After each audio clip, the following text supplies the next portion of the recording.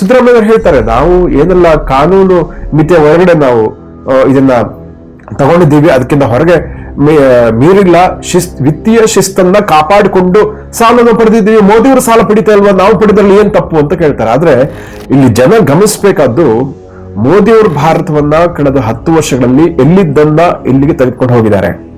GDP ನಲ್ಲಿ ಇವತ್ತು ಜಗತ್ತಿನಲ್ಲೇ 4ನೇ ಅತಿ ದೊಡ್ಡ ರಾಷ್ಟ್ರವಾಗಿ ಭಾರತ ಹೊರಹೊಮ್ಮಿದೆ. ಇವತ್ತು ಪ್ರಪಂಚದ ಬಹಳ ಪ್ರಭಾವಿ ದೇಶಗಳಲ್ಲಿ ಭಾರತ ಹೊಮ್ಮಿದೆ. ಆರ್ಥಿಕವಾಗಿ ಕೂಡ ಭಾರತ ದಾಪುಗಾಲ ಇರ್ತಾ ಇದೆ.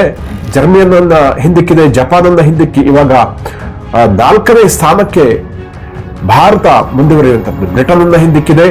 ಸೊ ಈ ರೀತಿಯಾಗಿ ಇನ್ನು ಮುಂದೆ ಜರ್ಮನಿ, ಅಮೆರಿಕ, ಚೀನಾ ಬಿಟ್ರೆ ಭಾರತೀಯ ಅತಿ ದೊಡ್ಡ ಇಕನಾಮಿ ಆಗಿ ಇರುವಂತದ್ದು. ಜರ್ಮನಿಯನ್ನು ಕೂಡ ಹಿಂದಿಕ್ಕುವಂತ ದಿನ ದೂರ ಇಲ್ಲ. ಹಾಗಾಗಿ 10 ವರ್ಷಗಳ ಹಿಂದೆ ಭಾರತದ GDP ರ್ಯಾಂಕಿಂಗ್ 10ರಲ್ಲಿ ಇತ್ತು. 2014ರಲ್ಲಿ ಫ್ರಜೈಲ್ ಇಕನಾಮಿ ಅಂತ ಹೇಳ್ತಾ ಇದ್ರು. ಅಂದ್ರೆ ಬಹಳ ಕಳಪೆ ಪ್ರದರ್ಶನವನ್ನು ಕೊಡ್ತಾ ಇದ್ದ ಇಕನಾಮಿನಲ್ಲಿ ಭಾರತ ಕೂಡ ಒಂದಾಗಿತ್ತು. ಆದ್ರೆ ಇವತ್ತು ಇಡೀ ಜಗತ್ತು ಭಾರತವನ್ನ ಗೌರವಿಸ್ತಾ ಇದೆ. ಭಾರತ ಇವತ್ತು ಪ್ರಪಂಚದ ಪ್ರಬಲ ಮಿಲಿಟರಿ ಪಡೆಗಳಲ್ಲಿ ಒಂದಾಗಿದೆ. ಆರ್ಥಿಕವಾಗಿ ದೇಶವನ್ನ ಮೋದಿಯವರು ಸದೃಢ ಸ್ಥಿತಿ ಅಂತ ಕೊಂಡೊಯ್ತಿದ್ದಾರೆ. ಆದ್ರೆ ಸಿದ್ದರಾಮಯ್ಯನವರು ಏನ್ ಮಾಡ್ತಾ ಇದ್ದಾರೆ, ಪ್ರತಿ ವರ್ಷ ಲಕ್ಷ ಕೋಟಿ ಲೆಕ್ಕದಲ್ಲಿ ಸಾಲವನ್ನ ಮಾಡ್ತಾ ಇದ್ದಾರೆ.